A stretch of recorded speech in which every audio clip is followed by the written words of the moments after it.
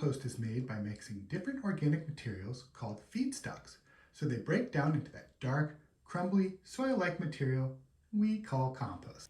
Feedstocks can be leaves and yard trimmings, food scraps, things like sawdust, manure and bedding, which is commonly used to make compost, and while not as common, we can even compost dead animal body parts, which is really awful. Almost any combination can work, but the mix matters because different materials break down at different speeds.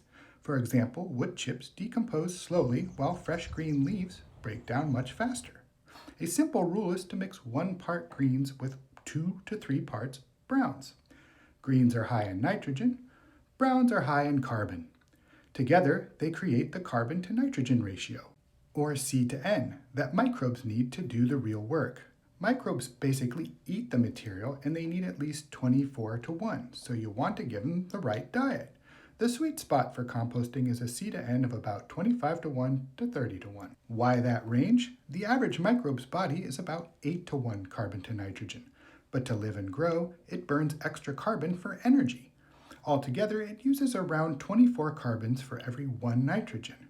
They need 16 parts carbon for energy and 8 parts for their little bodies.